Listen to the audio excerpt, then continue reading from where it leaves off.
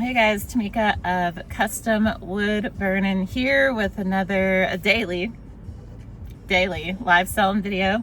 We're going a little off top here. I don't have any notes with me, so I'm gonna try to not make it squirrely, but I have this thought that I think is share worthy regarding efficiency with resale, specifically resale. For this one, I've been diving into the resale game a little bit since I finally got my art thing figured out, process and all that figured out. And so my bias observation has kicked in, and I feel like I've been picking up some things that are share worthy for the resale game. And so I don't think we've talked about this before, but when it comes to pricing our items, I really am loving this concept of just picking a price. Just picking a price. None of this onesie twosie stuff. I know we talked before about handmade having price tiers, 3 price tiers ideally. Handmade is expensive because we got to pay for time. Handmade and resale are apples and oranges. I'm specifically talking about resale here. What picking a price does, and by picking price, I'm not talking buy now items or marketplace items. I'm talking about auction items, starting bid. What this does is erase just a ton of mental work for the viewers and the potential buyers in our room, and to where they don't have to math at all as we're running through our auction. Number one, we can just create one listing and run everything off one listing if it's one price. Very efficient. Efficiency is key because time is money, right? But our viewers and our buyers don't have to math anything out, right? They just can go, yeah, I like that starting bid, yay or nay. And then all I have to decide is, do I like the current item being shown? That's it. The items are worth, good, bad, or indifferent, are worth what the current audience in our room is willing to pay for the item.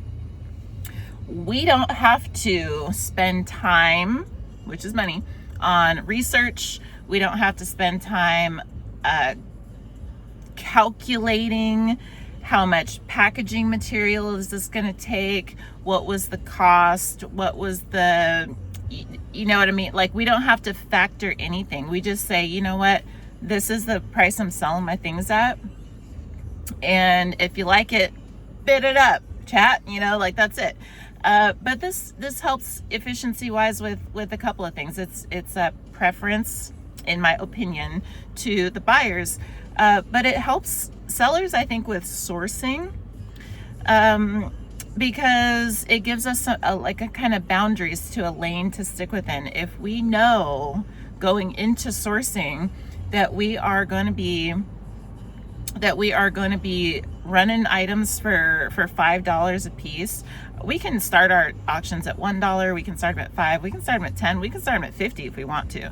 That the price is up to us, and it heavily depends on what it is that we're selling and what our audience is willing to pay. However, if we know that, for instance, if we're starting our auctions at $5, that will change. That will help guide us in which items we're choosing to source. We can factor pretty easily, like, okay, this is going to cost $5 worth of packaging material. This one's pretty good, so it can help us on the front end, which helps us on the back end too, because we may put things down and decide not to pick up certain things that are going to cost a lot to ship, to package, or we might put things down that just the cost, if we're like, I'm starting it at $5, so I can't justify paying $20 up front for it unless it's a loss leader. That's a different video.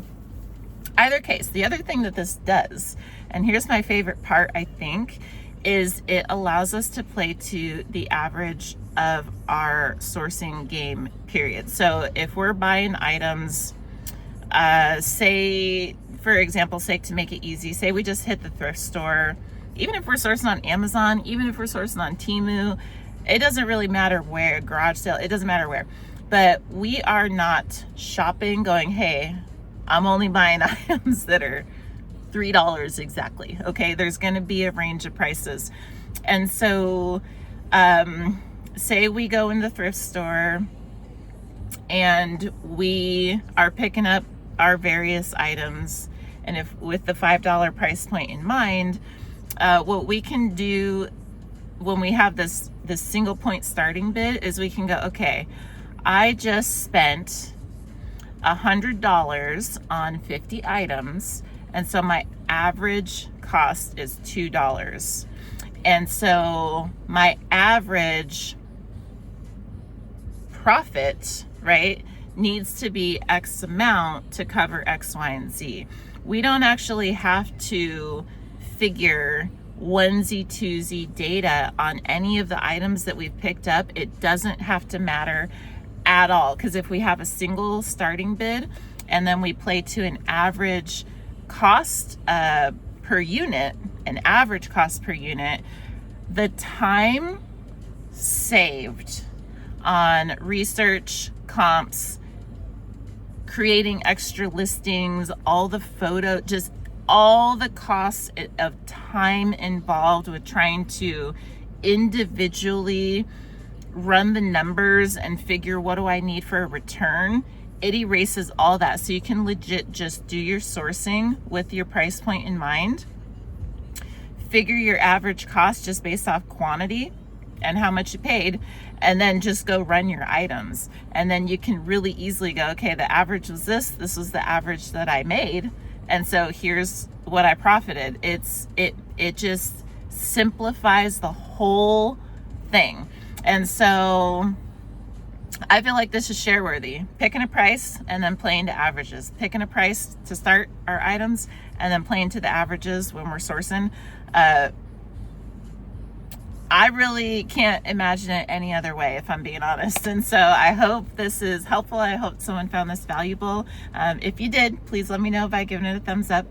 Otherwise, I hope to see you tomorrow. Every day after, we'll be here back talking about more live selling stuff. If you have a topic that we should discuss, please don't be shy. DM on whatnot at Custom Wood Burning, or drop something in the comments.